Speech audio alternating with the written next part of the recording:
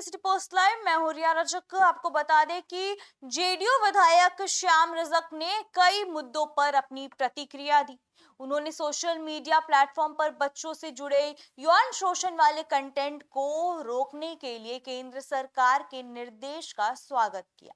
जी आपको बता दें कि श्याम रजक ने कहा बच्चों को सुरक्षा के लिए, जो बच्चों की सुरक्षा होती है उस पे सख्त कदम जरूरी है। उन्होंने प्रियंका गांधी और राहुल गांधी की वायनाड से दूरी पर सवाल उठाए और पूछा कि जनता के बीच उनकी सक्रियता क्यों कम दिखाई दे रही है। वहीं वहीं बांकीपुर चुनाव में नामांकन नितिन नवीन के पटना दौरे और चुनावी गतिविधियों पर भी अपनी बात। तो वहीं आपको बता दें कि श्याम रजक ने सिया सुन्नी वक्फ बोर्ड से जुड़े मुद्दों पर भी सवाल उठाए और सवाल खड़े किए हैं। क्या कुछ वो इस पे सवाल उठाए, हम आपको सुनाते हैं उस वीडियो के माध्यम से, आप सुने उन्हें। मीडिया प्लेटफॉर्म है उनको एडवाइजरी जारी की है कि जितने भी बाल यौन शोषण से जुड़े हुए जो कंटेंट डाले जा रहे हैं उसको डिलीट किया जाए, हटाया जाए और विशेष तौर पर नियमों का ख्याल रखा जाए। किस तरह से दिखा है? देखिए, बाल यौन शोषण बड़ा ही संवेदनशील मामला है और एक लज्जा की बात भी है।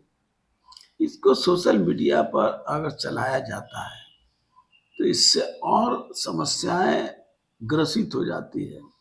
लोगों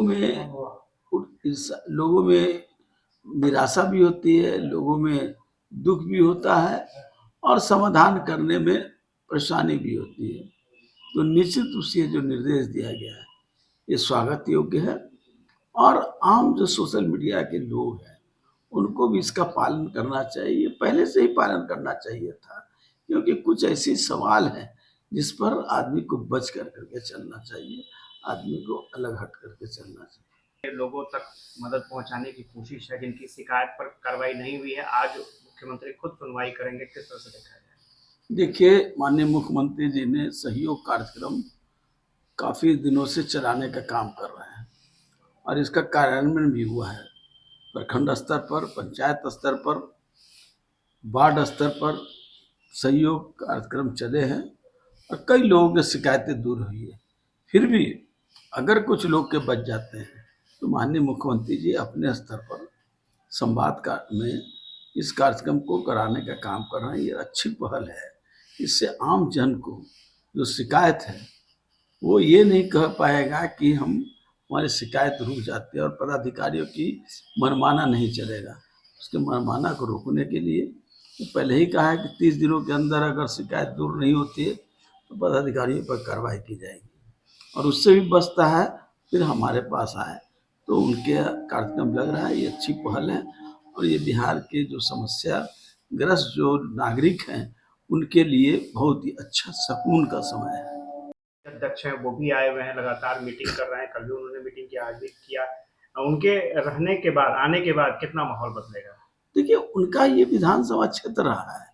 निश्चित रूप से उनके आने से उनके कार्यकर्ता और जो बांकीपुर के मतदाता जो उनके लगातार कई दशकों से उनके और उनके पिता के जिताने का काम किए हैं, तो निश्चित रूप से उसमें एक शक्ति मिलेगी, एक उत्साह बढ़ेगा और उत्साह बढ़ेगा तो वोट देने की परिपाटी जो होगी उत्साहवर्धक होगी, काफ़ी तेजी से होगी, काफ़ी तीव्रता से होगी और भारी मतों से जीत सुनिश्चित करने में नितिन नवीन जी जो राष्ट्रीय अध्यक्ष हैं उनकी बड़ी भूमिका रहेगी। एक आपदा आई थी, वायनाड के लोग परेशान हैं, लेकिन इस बीच वहाँ पर न तो प्रियंका दिख रही है, ना राहुल गांधी दिख रहे हैं। किस तरह से देखा जाए? देखिए, यूपीए जो है वो व्यक्तिवादी पार्टी है, जनता के लिए समर्पित नहीं है।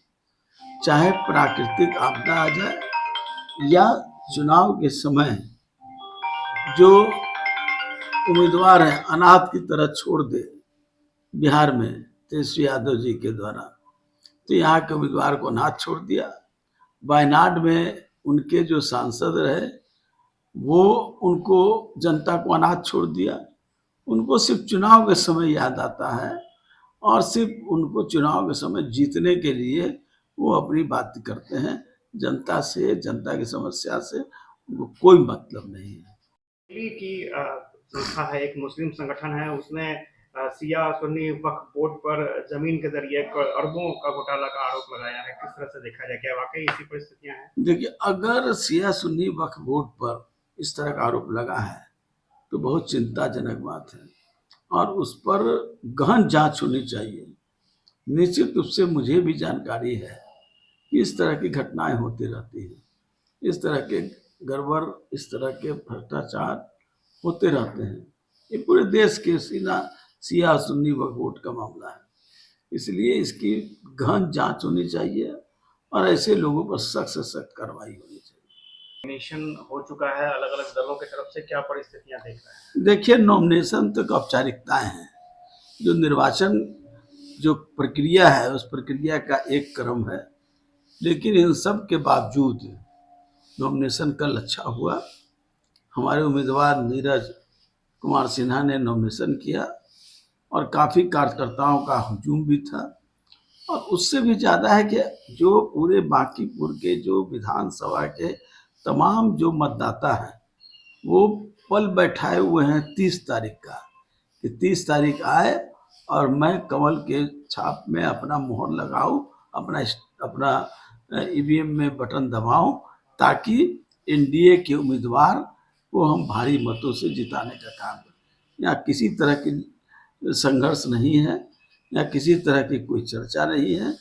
लोग जो निर्वाचन एक लोकतांत्रिक व्यवस्था है, हर लोग चुनाव लड़ते हैं, लड़ेंगे, लेकिन यहाँ पर अलग सीन है। यहाँ लोकतांत्रिक पद्धतियों में सबसे ज़्यादा कार्य करने का काम एनडीए ने किया है और आम जनता के समस्याओं का समाधान किया। इसलिए निश्चित रूप से नीरज जो भारतीय जनता पार्टी के उम्मीदवार है, एनडीए के उम्मीदवार है, उनकी जीत सुनिश्चित है।